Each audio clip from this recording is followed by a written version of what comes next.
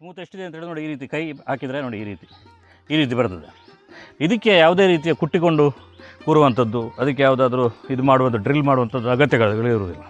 ಅಲ್ಲಿ ಸೂಕ್ಷ್ಮವಾಗಿರೋದ್ರಿಂದಾಗಿ ಈ ನಿಧಾನಕ್ಕೆ ಈ ಗೊಬ್ಬರದ ನೀರು, ನೀವು ಯಾರಾದರೂ ಸಾವಯವ ಮಾಡಿ ಮನೆ ಹತ್ರ ತರಕಾರಿಗಳನ್ನು ಬೆಳೆದು ನಿಮಗೇನಾದರೂ ಒಳ್ಳೆಯದಾಯಿತು ಅಂತ ಹೇಳಿದ್ರೆ ಆಗ ಅದು ನಿಮಗೆ ಲಾಭ ಆಗುವಂಥದ್ದು. ನನಗೇನು ಲಾಭ ಆಗಲಿಲ್ಲ, ನಮಗೆ ಯಾರಾದರೂ ತಂದು ದುಡ್ಡು ಕೊಡ್ತಾರೆ, ನಮಗೇನಾದರೂ ಬಂದು ಏನಾದರೂ ನಾನು ಬೆಳೆದಿದ್ದೀವಿ ಅಂತ ನಮ್ಮ ಮನೆ ಹತ್ರ ತಂದು ಇಡ್ತಾರೆ, ಏನೂ ಇಲ್ಲಲ್ಲ. ಏನೇನು ಉಳಿದಿತ್ತು ಒಂದು ಗೊಬ್ಬರವನ್ನು ಮಾಡಿದ್ದೇನೆ. ಗೊಬ್ಬರ ಮಾಡುವಂಥದ್ದು ತುಂಬ ಇಂಪಾರ್ಟೆಂಟು. ಇಷ್ಟೇ ಹಾಕಬೇಕು ಅಷ್ಟೇ ಹಾಕಬೇಕು ಅಂತ ಸೈಂಟಿಫಿಕಲಾಗಿ ಫಾರ್ಮುಲಾ ಲೆಕ್ಕ ಹಾಕಬೇಕಾಗಿಲ್ಲ. ಯಾಕಂದರೆ ಕೆಮಿಕಲ್ ಹಾಕಿರುವಂಥದ್ದಲ್ಲ. ಸ್ವಲ್ಪ ವ್ಯತ್ಯಾಸಗಳಾದರೂ ಯಾವುದೇ ಗಿಡಕ್ಕೆ ಪರಿಣಾಮಗಳು ಬೀರುವುದಿಲ್ಲ. ಒಂದು ಟೈಮಲ್ಲಿ 10 ದಿನ ಎಲ್ಲ ನಿರಂತರ ಮಳೆ ಬರ್ತದೆ, ಉಪ್ಪಿನಂಗಡಿಯಲ್ಲೆಲ್ಲ ಸಂಗಮ ಆಗುತ್ತೆ, ಉಪ್ಪಿನಂಗಡಿ ನದಿಯೆಲ್ಲ ಮುಳುಗ್ತದೆ. ಈ ಟೈಮಿಗೆಲ್ಲ ಉಂಟಲ್ಲ ನಿಮಗೆ, ನೀವು ನಾರ್ಮಲ್ ಲೆವೆಲ್ನಲ್ಲಿ ಯಾವುದೇ ಕೃಷಿ ಮಾಡಿದರೆ ಅದು ಪಿಕಪ್ ಆಗೋದಿಲ್ಲ, ಅದು ಸತ್ತೋಗ್ತದೆ.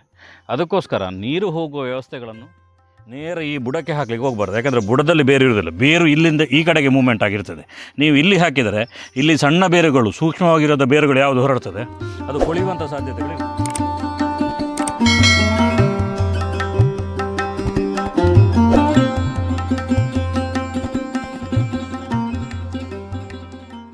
ಕೃಷಿ ಯೂಟ್ಯೂಬ್ ಚಾನಲ್ನ ಎಲ್ಲ ವೀಕ್ಷಕರಿಗೆ ನಮಸ್ಕಾರ. ನಾನು ಶಿವಪ್ರಸಾದ್ ಮಲೆಬೆಟ್ಟು. ನಾನಿವತ್ತು ನಮ್ಮ ಮನೆ ಮಲೆಬೆಟ್ಟು ಫಾರ್ಮಿಂದ ನಿಮ್ಮೊಟ್ಟಿಗೆ ಮಾತಾಡೋದಕ್ಕೋಸ್ಕರ ಬಂದಿದ್ದೇನೆ. ನಮ್ಮ ಕಡೆ ಮಳೆಗಾಲ ಒಂದು ರೀತಿಯಲ್ಲಿ ಪ್ರಾರಂಭ ಆಗಿದೆ. ನಿಮ್ಮ ಭಾಗದಲ್ಲಿ ಹೇಗೆ ಮಳೆಗಾಲ ಪ್ರಾರಂಭ ಆಗ್ತಿದೆ ಅನ್ನುವಂಥದ್ದನ್ನು ಕಮೆಂಟ್ ಮಾಡಿ. ಈ ಸಹಜವಾಗಿ ಸಾವಯವ ಕೃಷಿಯಲ್ಲಿ ಮಳೆಗಾಲ ಪ್ರಾರಂಭ ಆಗುವಂಥ ಸಂದರ್ಭದಲ್ಲಿ ಯಾವ ರೀತಿಯ ಗೊಬ್ಬರಗಳನ್ನು ಹಾಕಬೇಕು ಅನ್ನುವಂಥದ್ದು ಕ್ವಶನ್ ತುಂಬ ರೀತಿಯಲ್ಲಿರ್ತದೆ. ಅದರಲ್ಲಿ ಸ್ವಲ್ಪ ವ್ಯತ್ಯಾಸಗಳಾದರೂ ಕೂಡ ಅದು ಮಳೆಗೆ ತೊಯ್ದು ಹೋಗಿ ಹಾಕಿರುವಂಥ ಗೊಬ್ಬರ 0 ರಿಸಲ್ಟ್ ಕೊಡುವಂಥ ಚಾನ್ಸಸ್ ಇರ್ತದೆ. ಆ ಕಾರಣಕ್ಕೋಸ್ಕರ ಯಾವ ಗೊಬ್ಬರವನ್ನು ಹಾಕಬೇಕು, ಹೇಗೆ ಹಾಕಬೇಕು ಅನ್ನೋದನ್ನು ತೋರಿಸೋದಕ್ಕೋಸ್ಕರ ನಾನಿವತ್ತು ಬಂದಿರುವಂಥದ್ದು. ಸಹಜವಾಗಿ ಒಬ್ಬೊಬ್ಬರು ಒಂದೊಂದು ರೀತಿಯ ಗೊಬ್ಬರಗಳನ್ನು ಮಾಡ್ತಾರೆ. ಜೀವಾಮೃತಗಳನ್ನು ಮಾಡ್ತಾರೆ, ಅದೇ ರೀತಿಯಲ್ಲಿ ನೆಲಕಡಲೆ ಹಿಂಡಿಯಲ್ಲಿ ಕೆಲವರು ಗೊಬ್ಬರಗಳನ್ನು ಮಾಡ್ತಾರೆ, ಹರಳು ಹಿಂಡಿಯಲ್ಲಿ ಗೊಬ್ಬರಗಳನ್ನು ಮಾಡ್ತಾರೆ, ಅಥವಾ ಎರೆಹುಳು ಗೊಬ್ಬರ, ಈ ರೀತಿ ಬೇರೆ ಬೇರೆ ರೀತಿಯ ಗೊಬ್ಬರಗಳನ್ನು ಕೂಡ ಮಾಡ್ತಾರೆ. ಆದರೆ ನಾನು ಇವತ್ತು ಒಂದು ರೀತಿಯಲ್ಲಿ ಹೇಗೆ ಅಂತ ಹೇಳಿದರೆ, ಒಂದು ಎಲ್ಲ ಮಿಕ್ಸ್ಡ್ ಆಗಿರುವಂಥ ಒಂದು ಗೊಬ್ಬರ ಏನೇನು ಸ್ವಲ್ಪ ಉಳಿದಿತ್ತು ನಮ್ಮ ಮನೆಯಲ್ಲಿ, ಅದರಲ್ಲೇ ಒಂದು ಡ್ರಮ್ಮಲ್ಲಿ ಒಂದು ಗೊಬ್ಬರವನ್ನು ತಯಾರಿಸಿದ್ದೇನೆ. ಇದಕ್ಕೆ ನೋಡಿ, ಇಲ್ಲಿ ಹತ್ತಿರಕ್ಕೆ ಬನ್ನಿ ನೋಡಿ, ಮಳೆ ನೀರು ಬೀಳದಾಗೆ ಕವರ್ ಮಾಡಿದ್ದೇನೆ 2 ಗೋಣಿಯಿಂದ. ಯಾಕಂದರೆ ಮಳೆ ನೀರು ಬಿದ್ದರೆ ಹೊರಗಡೆ ಹೋಗಿರ್ತದೆ ಗೊಬ್ಬರದ ಅಂಶಗಳೆಲ್ಲ. ವಾವ್, ಇದು ನೋಡಿದರೆ ನಿಮಗೆ ಆಶ್ಚರ್ಯ ಆಗ್ಬೋದು, ಏನಿದು ಬೀಜಗಳ ರೀತಿಯಲ್ಲಿ ಇದೆ ಅಲ್ಲ ಅಂಥೇಳಿ. ಇದು ನಾನು ಸ್ವಲ್ಪ ಉಳಿದಿರುವಂಥ ಆಡಿನ ಗೊಬ್ಬರವನ್ನು ಹಾಕಿದೆ. ಅದರ ಹುಡಿಯೆಲ್ಲ ಒಟ್ಟಿಗೆ ಸೇರಿಕೊಂಡು ಖಾಲಿ ಗೊಬ್ಬರ ಮಾತ್ರ ಮೇಲ್ಗಡೆ ಬಂದು ನೋಡಿ.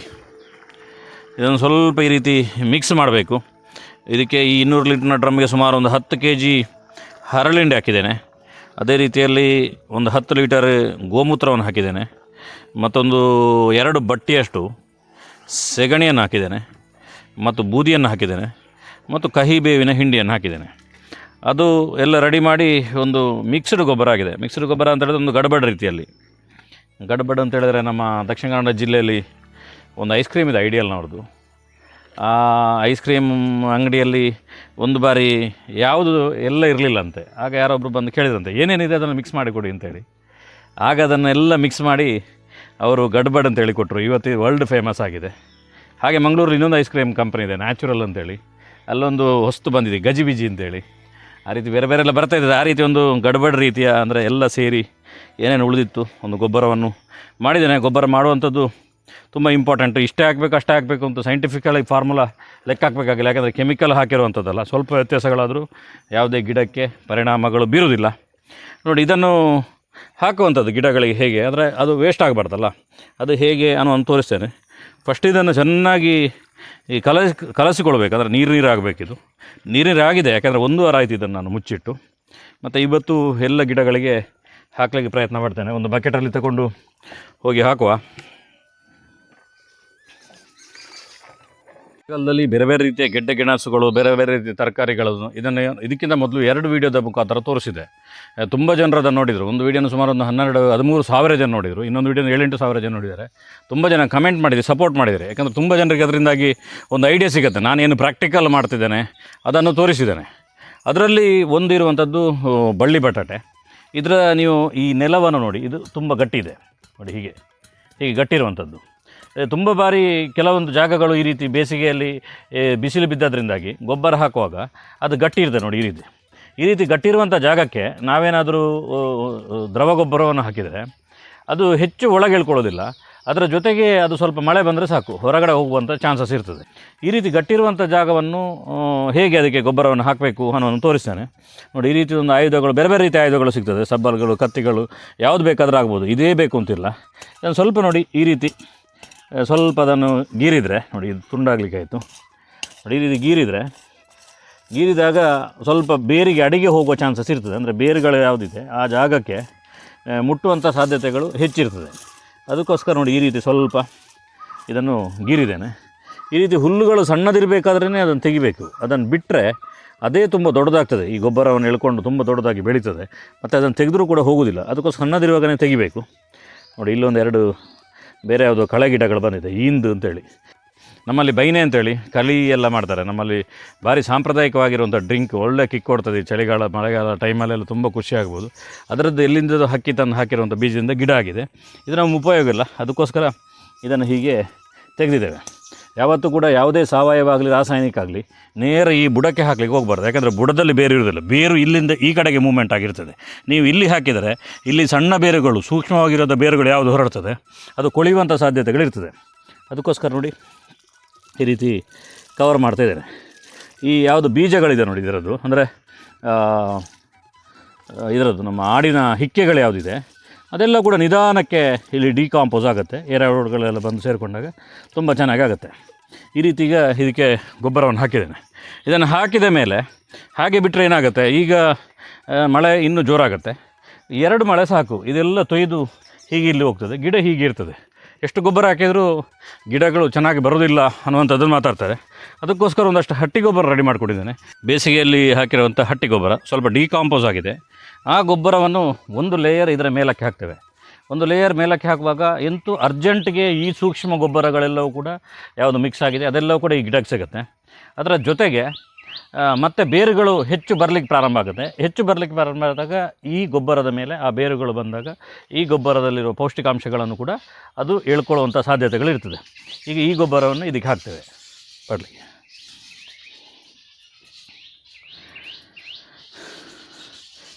ನೋಡಿ ಅದನ್ನು ತೆಗೆದು ಹುಡಿ ಮಾಡಿ ಹಾಕ್ತಾಯಿದ್ದಾರೆ. ಯಾಕೆಂತೇಳಿದ್ರೆ ಇಲ್ಲದಿದ್ದರೆ ಅದು ಕಾಂಕ್ರೀಟ್ ಹಾಕಿದಾಗೆ ಆಗ್ಬೋದು. ಅದಕ್ಕೋಸ್ಕರ ಸುತ್ತ ಕವರ್ ನೋಡಿ. ಬುಡದ ಹತ್ರ ಹಾಕ್ತಾಯಿಲ್ಲ, ಅವರಿಗೆ ಗೊತ್ತುಂಟು ಬುಡದ ಹತ್ರ ಹಾಕಿದರೆ ಬೇರುಗಳಿಗೆ ಸಮಸ್ಯೆ ಆಗ್ತದೆ ಅಂತೇಳಿ ಎಷ್ಟು ಚೆನ್ನಾಗಿ ಇದಕ್ಕೆ ಕವರ್ ಮಾಡಿದರು. ಬೇಸಿಗೆಯಲ್ಲಿ ಒಣಗಿದಂಥ ತರಗೆಲೆಗಳೆಲ್ಲ ಸಿಗ್ತದೆ. ಇದಕ್ಕೆ ಬಜಾವು ಅಂತ ನಮ್ಮ ಕಡೆಯಲ್ಲಿ ಹೇಳ್ತಾರೆ. ಇದರ ಮೇಲಕ್ಕೆ ಇದನ್ನು ಹಾಕಿದಾಗ ನೇರ ಮಳೆ ನೀರು ಇದರ ಮೇಲೆ ಬೀರುವುದಿಲ್ಲ. ಏನು ಪಾಡ್ಲಿಗೆ ಮಳೆ ನೀರು ಇಲ್ಲಿಗೆ ಬೀಳಲಿಕ್ಕೆ ಸಾಧ್ಯ ಇಲ್ಲ. ಮಳೆ ನೀರನ್ನು ಸ್ವಲ್ಪ ಸೈಡಿಗೆ ಆಗ್ತದೆ ಮತ್ತು ಸ್ವಲ್ಪ ನ್ಯೂಟ್ರಿಷನ್ ಕೂಡ ಹೊರಗಡೆ ಹೋಗೋದಿಲ್ಲ. ಮತ್ತು ಈ ಬಜಾವು ಅದು ನಿಧಾನಕ್ಕೆ ಕೊಳೆತು ಅದು ಗೊಬ್ಬರವಾಗಿ ಈ ಗಿಡಕ್ಕೆ ಸಿಗ್ತದೆ. ನೋಡಿ ಈ ರೀತಿ 3 ಲೇಯರ್. ಫಸ್ಟಿದ್ದು ನೇರವಾಗಿರುವಂಥ ಅರ್ಜೆಂಟಿಗೆ ತಿನ್ನಲಿಕ್ಕೆ ಬೇಕಾಗಿರುವಂಥ ಗೊಬ್ಬರ. ಅದಾದಮೇಲೆ ಅದು ಹಟ್ಟಿ ಗೊಬ್ಬರ, ಅದು ನಿಧಾನಕ್ಕೆ ಬೇರೆ ಮಾಡಿದ್ಮೇಲೆ ದೊಡ್ಡ ಬೇರಿಗೆ ಸಿಗಲಿಕ್ಕೆ. ಅದಾದಮೇಲೆ ಇನ್ನೊಂದು ತಿಂಗಳಾದ ಮೇಲೆ ಕೂಡ ಈ ಮೇಲುಗಡೆ ಇದು ಒಣಗಿರುವಂಥದ್ದೆಲ್ಲ ಎರೆಹುಳುಗಳೆಲ್ಲ ತಿಂದು ಗೊಬ್ಬರವನ್ನು ಮಾಡ್ತಾರೆ. 3 ರೀತಿಯ ಲೇಯರ್ದು ಗೊಬ್ಬರ. ಅಂದರೆ ಸುಮಾರು 1-1.5 ತಿಂಗಳ ಕಾಲ ಈ ಗಿಡಕ್ಕೆ ಸಾಕಾಗುತ್ತೆ. ಒಂದು ಬಾರಿ ಆ ರೀತಿ ಗಿಡಗಳದ್ದು ಈ ರೀತಿ ಬೇರುಗಳೆಲ್ಲ ಬಂದಾಗ ಆ ಬೇರುಗಳು ಇನ್ನೂ ಭೂಮಿಯ ಬೇರೆ ಬೇರೆ ಜಾಗಗಳಿಗೆ ವ್ಯಾಪಿಸ್ತದೆ. ನೋಡಿ ಇಲ್ಲಿ ಯಾವುದೋ ಒಂದು ಬೇರು ಬಂದಿದೆ ನೋಡಿ, ಇದೆಲ್ಲ ಯಾವುದೋ ಇದು ಗೊಬ್ಬರದಂತಲ್ಲ, ಇದು ಬೇರೆ ಬಂದಿದೆ. ಇಲ್ಲಿ ಬೇರುಗಳೆಲ್ಲ ಇದೆ.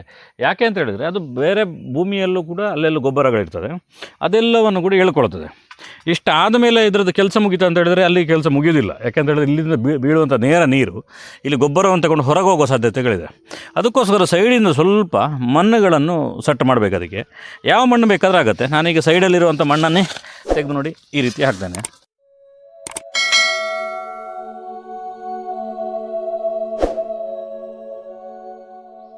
ನೋಡಿ ಇಲ್ಲಿ ಇದಕ್ಕೆ ಪೂರ್ತಿ ಮಣ್ಣನ್ನು ಕವರ್ ಮಾಡಿದ್ದೇನೆ. ಇಲ್ಲಿ ಗ್ಯಾಪ್ ಬಿಟ್ಟಿದ್ದೇನೆ, ಯಾಕೆಂದರೆ ಗಾಳಿ ಒಳಗೆ ಹೋಗಲಿಕ್ಕೆ. ನಾನು ಪೂರ್ತಿ ಮಣ್ಣು ಹಾಕಿದರೆ ಒಳಗಿರೋ ಸಗಣಿ, ಅದರ ಗ್ಯಾಸು, ಬಿಸಿ ಎಲ್ಲ ಸೇರಿ ಅಲ್ಲಿ ಬೇರುಗಳೆಲ್ಲ ಸತ್ತು ಹೋಗೋ ಚಾನ್ಸಸ್ ಇರ್ತದೆ. ಸ್ವಲ್ಪ ಬೇರುಗಳು ಹೊರಗೆ ಹೋಗೋದಿಲ್ಲ. ಈಗ ಇದು ಮುಗೀತು. ಇನ್ನು ಸುಮಾರು 2 ತಿಂಗಳಾದ ಮೇಲೆ ಇನ್ನೊಂದು ಬಾರಿ ಇದನ್ನು ಹಾಕಿದಾಗ ಆಗ ಗಿಡ ತುಂಬ ಸದೃಢವಾಗಿ ಸುಂದರವಾಗಿ ಬೆಳೀತದೆ. ನೋಡಿ ಇದು ಬ್ಲ್ಯಾಕ್ ಟರ್ಮರಿಕ್ ಅಂತೇಳಿ, ಕಪ್ಪು ಅರಶಿನ ಅನ್ನುವಂಥದ್ದು. ಇದಕ್ಕಿಂತ ಹಿಂದಿನ ವೀಡಿಯೋದಲ್ಲಿ ನಾನು ಅದನ್ನು ತೋರಿಸಿದ್ದೇನೆ, ಹೇಗೆ ಅದನ್ನು ನಾನು ಬೆಳೆದಿದ್ದೇನೆ, ಅದು ಯಾವ ರೀತಿಯಲ್ಲಿ ಇರ್ತದೆ ಅನ್ನುವಂಥದ್ದನ್ನು. ಇವತ್ತು ಈಗ ಇದಕ್ಕೆ ಮಣ್ಣನ್ನು ಮೊನ್ನೆ ನಾವು ಇದಕ್ಕೆ ದಿಡ್ಡು ಮಾಡಿರುವಂಥದ್ದು, ಸೆಟ್ ಮಾಡಿರುವಂಥದ್ದು, ಈ ಹೈಟ್ ತಂದಿರುವಂಥದ್ದು ಮೊನ್ನೆ. ಇದು ಮಣ್ಣು ತುಂಬ ಸ್ಮೂತ್ ಇದೆ. ಸ್ಮೂತ್ ಎಷ್ಟಿದೆ ಅಂತೇಳಿ ನೋಡಿ, ಈ ರೀತಿ ಕೈ ಹಾಕಿದರೆ ನೋಡಿ ಈ ರೀತಿ ಬರ್ತದೆ. ಇದಕ್ಕೆ ಯಾವುದೇ ರೀತಿಯ ಕುಟ್ಟಿಕೊಂಡು ಕೂರುವಂಥದ್ದು, ಅದಕ್ಕೆ ಯಾವುದಾದ್ರೂ ಇದು ಮಾಡುವಂಥ ಡ್ರಿಲ್ ಮಾಡುವಂಥದ್ದು ಅಗತ್ಯಗಳಿರುವುದಿಲ್ಲ. ಅಲ್ಲಿ ಸೂಕ್ಷ್ಮವಾಗಿರೋದ್ರಿಂದಾಗಿ ಈ ನಿಧಾನಕ್ಕೆ ಈ ಗೊಬ್ಬರದ ನೀರು ಅಲ್ಲಿಗೆ ಸೇರಿಕೊಳ್ತವೆ ಒಳಗಡೆ ಹೋಗಿ. ಈ ರೀತಿ ಸುತ್ತ ಸ್ವಲ್ಪ ಹಾಕಿದರೆ ಸಾಕು. ಹೆಚ್ಚಾಗಿ ನೋಡಿ ಈ ಭಾಗಕ್ಕೆ ಹಾಕಬಾರ್ದು, ಈ ಭಾಗಕ್ಕೆ ಹಾಕಿದರೆ ಆ ಕಡೆಗೆ ಹೋಗ್ತದೆ. ಸ್ವಲ್ಪ ಮೇಲ್ಭಾಗಕ್ಕೆ ಹಾಕಿದರೆ ಸ್ವಲ್ಪವೂ ಕೂಡ ವೇಸ್ಟ್ ಆಗೋದಿಲ್ಲ. ನೋಡಿ ಈ ರೀತಿ ಹಾಕಿದಾಗ ಅದು ತನ್ನಷ್ಟಕ್ಕೆ ಒಳಗೆ ಸೇರಿಕೊಳ್ಳುತ್ತೆ. ಮೇಲ್ಗಡೆ ಕಸದ ಲೇಯರ್ ಇರ್ತದೆ. ಅದರಿಂದಾಗಿ ಈ ಗೊಬ್ಬರ ತುಂಬ ಚೆನ್ನಾಗಿ ಗಿಡಗಳಿಗೆ ಉಪಯೋಗ ಆಗುತ್ತೆ. ಮೊನ್ನೆ ಈ ಗೆಡ್ಡೆ ಬಗ್ಗೆ ಹೇಳಿದೆ ನೋಡಿ, ದೊಡ್ಡ ದೊಡ್ಡ ಎಲೆಗೆ ಹೋಗಿದೆಲ್ಲ, ಇದು ಯಾವುದೋ ಕಳೆ ಗಿಡ ಅಲ್ಲ, ಬಳ್ಳಿ ಬಟಾಟೆ. ಕಳೆ ಗಿಡದ ರೀತಿಯಲ್ಲೇ ತುಂಬ ದೊಡ್ಡದಾಗಿ ಬೆಳೀತದೆ, ತುಂಬ ಬಟಾಟೆಗಳಾಗುತ್ತೆ. ಈ ಮಣ್ಣು ಕೂಡ ಸೂಕ್ಷ್ಮವಾಗಿದೆ. ನೋಡಿ ಇಲ್ಲಿ ಬುಡದಿಂದ ಹೀಗೆ ಒತ್ತಿದರೆ ಸಾಕು ಕೈಯಲ್ಲಿ ಹೀಗೆ ಬರ್ತದೆ. ಈ ರೀತಿ ಇದ್ದಾಗ ಬೇರುಗಳ ಸ್ಪೀಡಾಗಿ ಹೋಗುತ್ತೆ. ಯಾಕಂದರೆ ವೆಜಿಟೇಬಲ್ಸ್ಗಳದೆಲ್ಲ ಅಂದರೆ ತರಕಾರಿಗಳದ್ದೆಲ್ಲ ಬೇರುಗಳು ತುಂಬ ಸೂಕ್ಷ್ಮ ಇರ್ತದೆ, ತುಂಬ ಗಟ್ಟಿ ಇರೋದಿಲ್ಲ. ಹಲಸಿನ ಬೇರಿನಾಗೆ, ಮಾವಿನ ಬೇರಿನಾಗೆ, ಇನ್ಯಾವುದೋ ದೊಡ್ಡ ಸಾಗುವಾನಿ ಮರದ ಬೇರಿನಾಗಿರೋದಿಲ್ಲ, ತುಂಬ ಸೂಕ್ಷ್ಮವಾಗಿರ್ತದೆ. ಆ ರೀತಿ ಇದಕ್ಕೆಲ್ಲ ನೇರ ಬಕೆಟಲ್ಲಿ ಒಂದೊಂದು ಲೀಟರ್ನ ಇದಕ್ಕೆ ಬುಡಕ್ಕೆ ಒಯ್ದುಕೊಂಡು ಹೋದರೆ ಸಾಕು, ಆ ಗಿಡಗಳಿಗೆ ಚೆನ್ನಾಗಾಗತ್ತೆ.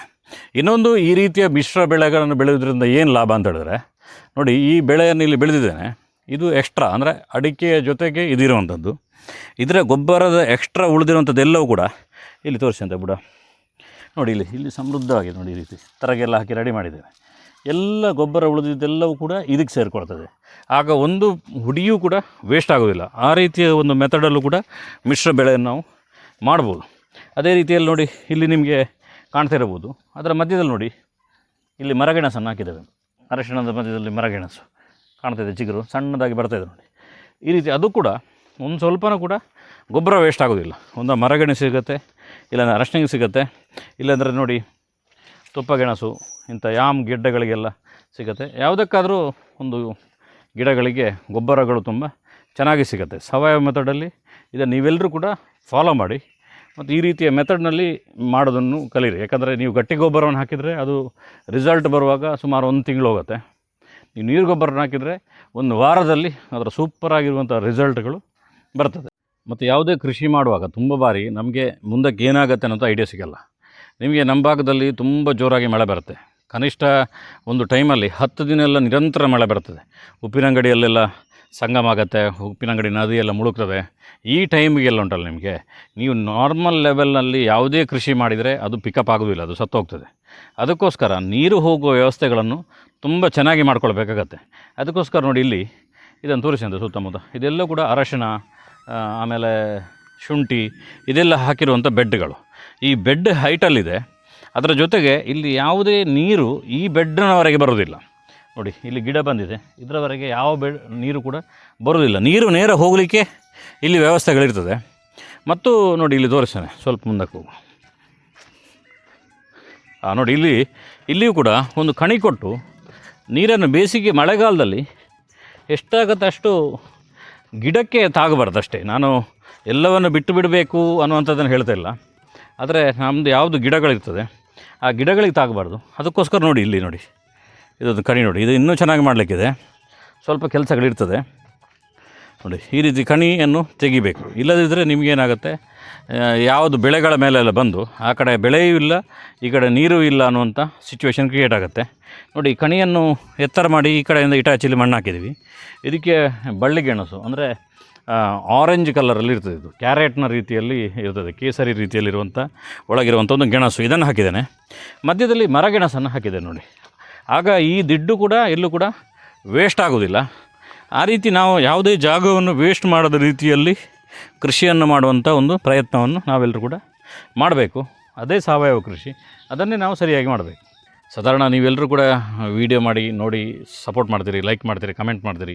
ತುಂಬ ಬಾರಿ ನಮಗೆ ಕಮೆಂಟಿಗೆ ರಿಪ್ಲೈ ಕೊಡಲಿಕ್ಕೆ ಆಗೋದಿಲ್ಲ. ತುಂಬ ಜನರಿಗೆ ಅನಿಸುತ್ತೆ ಇದಕ್ಕೊಂದು ರಿಪ್ಲೈ ಕೊಡೋಕ್ಕಾಗಲ್ಲ ಅಂತೇಳಿ. ಅಂದರೆ ನಾವು ನಿತ್ಯ ವೀಡಿಯೋ ಹಾಕೋದ್ರಿಂದಾಗಿ ಇದರ ಬೇರೆ ಬೇರೆ ಚಟುವಟಿಕೆಗಳು ಇದೆಲ್ಲ ಇರೋದ್ರಿಂದಾಗಿ ನಮಗೆ ಕಮೆಂಟ್ಗೆ ರಿಪ್ಲೈ ಕೊಡೋಕ್ಕಾಗಲ್ಲ. ಆದರೂ ಕೂಡ ನಾವು ಕೆಲಸ ಮಾಡುವ ಸಂದರ್ಭದಲ್ಲಿ ಆ ಕಮೆಂಟಿಗೆ ಒಂದಷ್ಟು ಅದರ ಬಗ್ಗೆ ಒಂದಷ್ಟು ಕೊಡ್ತೇನೆ. ಸಾಧಾರಣವಾಗಿ ಹೇಗಿರ್ತಾರೆ ಅಂತ ಹೇಳಿದ್ರೆ, ತುಂಬ ಜನರು ಬಾವಿಯೊಳಗಿನ ಕಪ್ಪೆ ಅಂತ ಹೇಳ್ತಾರೆ. ಆದರೆ ಇನ್ನು ಕೆಲವರು ಬಾವಿಯೊಳಗೇ ಹೋಗಿ ಅದರೊಳಗಡೆ ಸಣ್ಣ ಸಣ್ಣ ಕುಡೆಗಳಿರ್ತದಲ್ಲ, ಏಡಿದೆಲ್ಲ, ಅದರೊಳಗಡೆ ಇರೋ ರೀತಿಯಲ್ಲಿ ತುಂಬ ಜನರು ಇರ್ತಾರೆ. ಒಬ್ಬ ಕಮೆಂಟ್ ಹಾಕಿದ್ದ ಮೊನ್ನೆ, ಏನಂತೇಳಿ, ನಾನು ಹೆಲ್ತ್ ಸರಿ ಇರಲಿಲ್ಲ, ಆರೋಗ್ಯ ಸರಿ ಇರಲಿಲ್ಲ, ಜ್ವರ ಬಂದಿತ್ತು ಅಂತ ಹೇಳ್ತೆ. ಸಾವಯವ ಉಪಯೋಗ ಮಾಡೋರಿಗೆಲ್ಲ ಜ್ವರ ಬರ್ತದಾ ಅಂತೇಳಿ ಒಬ್ಬ ಕ್ವಶನ್ ಮಾಡಿದ. ಅಂದರೆ ಒಂದು ತಲೆಯಲ್ಲಿ ಒಂದು ಸ್ವಲ್ಪ ಬೊಂಡು ಇಲ್ಲ ಅನ್ನುವಂಥದ್ದು ಉಂಟಲ್ಲ ನಿಮಗೆ, ಅವರ ಕಮೆಂಟಲ್ಲಿ ಗೊತ್ತಾಗುತ್ತೆ. ನಾನು ಇದನ್ನೆಲ್ಲ ನಿಮಗೆ ಹೇಳಬೇಕಾಗಿರಲಿಲ್ಲ. ಯಾಕೆ ನಾನು ಹೇಳ್ತಿದ್ದೆ ಅಂತ ಹೇಳಿದ್ರೆ, ಇದು ಒಂದು ಸಬ್ಜೆಕ್ಟ್ ಇದು. ನಾವು ಇಷ್ಟು ಜನ ಎಲ್ಲರೂ ಕೂಡ ಸಾವಯವ ಕೆಲಸ ಮಾಡ್ತಿದ್ದೀವಿ. ನಾವೆಲ್ಲರೂ 100% ಸಾವಯವ ತಗೋತಿದ್ದೀವ? ನಾವು ಉಪಯೋಗ ಮಾಡುವಂಥ ಪೇಸ್ಟ್ ಇರ್ಬೋದು, ನಾವು ಉಪಯೋಗ ಮಾಡುವಂಥ ಊಟಗಳಿರ್ಬೋದು, ಅದಕ್ಕೆ ಬೇಕಾಗಿರುವಂಥ ವಿಷಯಗಳಿರ್ಬೋದು, 100% ಸಾವಯವ ಯಾರೂ ಮಾಡಲಿಕ್ಕೆ ಸಾಧ್ಯ ಇಲ್ಲ. ಅಂದರೆ ಎಲ್ಲ ಕೆಮಿಕಲೈಸ್ಡ್ ಆಗಿರುವಂಥದ್ದು ಎಲ್ಲವೂ ಪೂರ್ತಿ. ನಾವೀಗ ಯಾವುದೋ ಸಾವಯವ ಸಮಾವೇಶಕ್ಕೆ ಹೋಗ್ತೀವಿ, ಸಮಾವೇಶದಿಂದ ಬಂದು ಹೋಟ್ಲಲ್ಲಿ ಊಟ ಮಾಡ್ತೀವಿ. ಹೋಟ್ಲಲ್ಲಿ ಎಲ್ಲಿಂದ ಒಂದು ಸಾವಯವ ಸಿಗತ್ತಾ? ಇಲ್ಲ. ಅದೇ ರೀತಿಯಲ್ಲಿ ಆರೋಗ್ಯದ ಸಮಸ್ಯೆ ಅನ್ನೋದು ಪ್ರತಿಯೊಬ್ಬರು ಬಂದೇ ಬರುತ್ತೆ. ಅದು ಡಾಕ್ಟ್ರುಗಳಿಗೆ ಬರುತ್ತೆ, ಅದು ಆಯುರ್ವೇದಿಕ್ ಡಾಕ್ಟ್ರು ಬರುತ್ತೆ, ಅದು ಸನ್ಯಾಸಿಗಳಿಗೂ ಬರುತ್ತೆ, ಅದು ಪ್ರೈಮ್ ಮಿನಿಸ್ಟ್ರಿಗೂ ಬಂದೇ ಬರುತ್ತೆ. ಇಲ್ಲಿ ಯಾರೋ ಸಾವಯವ ಮಾಡೋನಿಗೆ ಆರೋಗ್ಯ ಸಮಸ್ಯೆ ಬರಲ್ಲ ಅಂತಿಲ್ಲ. ಆರೋಗ್ಯ ಸಮಸ್ಯೆಯಿಂದ ರಿಕವರಿ ಆಗಲಿಕ್ಕೆ ಸಾವಯವ ಹೆಲ್ಪ್ ಆಗುತ್ತೆ, ಮತ್ತು ಆರೋಗ್ಯದ ಸಮಸ್ಯೆಯನ್ನು ಸ್ವಲ್ಪ ಪರಿಣಾಮವನ್ನು ಕಡಿಮೆ ಮಾಡಲಿಕ್ಕೆ ಸಾವಯವ ಹೆಲ್ಪ್ ಆಗುತ್ತೆ. ಅದಕ್ಕೋಸ್ಕರ ನಾವು ಸಾವಯವವನ್ನು ನಿರಂತರವಾಗಿ ಉಪಯೋಗ ಮಾಡಬೇಕು ಅಂತ ಹೇಳುವಂಥದ್ದು. ಸಾವಯವ ಉಪಯೋಗ ಮಾಡಿದ ತಕ್ಷಣ ಯಾರಿಗೂ ಇಲ್ಲ ಇನ್ನು 100 ವರ್ಷ ಬದುಕ್ತಾರೆ, 150 ವರ್ಷ ಬದುಕ್ತಾರೆ ಅನ್ನುವಂಥದ್ದೆಲ್ಲವೂ ಕೂಡ ಒಂದು ಸುಳ್ಳು, ಒಂದು ಭ್ರಮೆ ಇರುವಂಥದ್ದು. ಅದನ್ನು ಫಸ್ಟ್ ತಿಳ್ಕೋಬೇಕು. ಮತ್ತು ನಮ್ಮನ್ನು ಸಾವಯವನ ವ್ಯಂಗ್ಯ ಮಾಡೋದಕ್ಕಿಂತ ಮೊದಲು ಅವನು ಯಾವ ಸ್ಟೇಜಲ್ಲಿದ್ದಾನೆ ಅನ್ನುವಂಥದ್ದು ಅವನಿಗೆ ಗೊತ್ತಿರಬೇಕು. ನಾವು ಮಾಡ್ತಿರೋದು ನಮಗೋಸ್ಕರ ಅಲ್ಲ, ಇಡೀ ಸಮಾಜಕ್ಕೋಸ್ಕರ. ನೀವು ಯಾರಾದರೂ ಸಾವಯವ ಮಾಡಿ ಮನೆ ಹತ್ರ ತರಕಾರಿಗಳನ್ನು ಬೆಳೆದು ನಿಮಗೇನಾದರೂ ಒಳ್ಳೆಯದಾಯಿತು ಅಂತ ಹೇಳಿದ್ರೆ, ಆಗ ಅದು ನಿಮಗೆ ಲಾಭ ಆಗುವಂಥದ್ದು. ನನಗೇನು ಲಾಭ ಆಗಲಿಲ್ಲ, ನಮಗೆ ಯಾರಾದರೂ ತಂದು ದುಡ್ಡು ಕೊಡ್ತಾರೆ? ನಮಗೇನಾದರೂ ಬಂದು ಏನಾದರೂ ನಾನು ಬೆಳೆದಿದ್ದೀವಿ ಅಂತ ನಮ್ಮ ಮನೆ ಹತ್ರ ತಂದು ಇಡ್ತಾರೆ? ಏನೂ ಇಲ್ಲಲ್ಲ. ಏನು ಯಾರು ಬೆಳೀತಾರೆ? ಏನೂ ಇಲ್ಲ ಅಂಥದ್ದು. ಆದರೆ ನಾವು ಸಮಾಜದ ಅವೇರ್ನೆಸ್ಗೋಸ್ಕರ ಈ ಕಂಟೆಂಟ್ಗಳನ್ನು ಮಾಡುವಂಥದ್ದು. ವ್ಯಂಗ್ಯಗಳು ಇನ್ನೊಂದು ಅಲ್ಲ, ಬೇರೆಲ್ಲ ಚಾನಲ್ಗಳಲ್ಲಿ, ಬೇರೆ ಯಾವುದೋ ಕಾಮಿಡಿಗಳಲ್ಲಿ, ಇನ್ಯಾವುದೋ ಪೊಲಿಟಿಕ್ಸ್ ಮಾತಾಡುವವರ ಮಧ್ಯದಲ್ಲಿ ಎಲ್ಲ ತೋರಿಸ್ಬೇಕು. ಅದನ್ನು ಸಮಾಜಕ್ಕೋಸ್ಕರ 4 ಜನರಿಗೆ ಒಳ್ಳೆಯದಾಗುವಂಥ ಕಂಟೆಂಟ್ಗಳಿಗೆ ಒಳ್ಳೆ ರಿಪ್ಲೈಗಳನ್ನು ಹಾಕಬೇಕು ಅಂತ ನಾನು ಒಂದು ಹೇಳುವ ಅಂತ ಅನ್ನಿಸ್ತು. ಈ ರೀತಿದು ಒಂದು ಇಂಥದ್ದು ತುಂಬ ಜನರು ಇರ್ತಾರೆ ಸಮಾಜದ ಮಧ್ಯದಲ್ಲಿ. ವ್ಯಂಗ್ಯ ಮಾಡೋದು, ಅವನು ಸಾವಯವ ಮಾಡೋದಿಲ್ಲ, ಅವನು ಕೆಮಿಕಲ್ ಆಗ್ತಾನೆ, ಹಾಗೆ ಹೀಗೆ ಅಂತ ಹೇಳೋರು ತುಂಬ ಜನರು ಇರ್ತಾರೆ. ಅವರಿಗೆಲ್ಲರಿಗೂ ಉತ್ತರ ಕೊಡಬೇಕು ಅಂತ ಅನ್ನಿಸ್ತು. ಹಾಗೆ ಸಂಪೂರ್ಣ ಸಹಜ ಕೃಷಿಯ ಈ ರೀತಿಯ ಒಂದು ವಿಶೇಷ ಕಂಟೆಂಟ್ಗಳೆಲ್ಲವೂ ಕೂಡ ನಮ್ಮ ಚಾನಲಲ್ಲಿ ಬರ್ತಾಯಿದೆ. ನೀವು ನೋಡಿದ್ದೀರಿ, ಸುಮಾರು ಒಂದು 10 ದಿನದಿಂದ ತುಂಬ ಡಿಫ್ರೆಂಟಾಗಿ ಬರ್ತಾಯಿದೆ. ಅದೇ ರೀತಿ ಎಲ್ಲರೂ ಕೂಡ ನೀವು ಸಬ್ಸ್ಕ್ರೈಬ್ ಆಗಿದ್ದೀರಿ, ಸಬ್ಸ್ಕ್ರೈಬ್ ಮಾಡ್ತಾಯಿದ್ದೀರಿ. ನಿಮಗೆಲ್ಲರಿಗೂ ಕೂಡ ಮತ್ತೊಂದು ಬಾರಿ ಧನ್ಯವಾದಗಳು.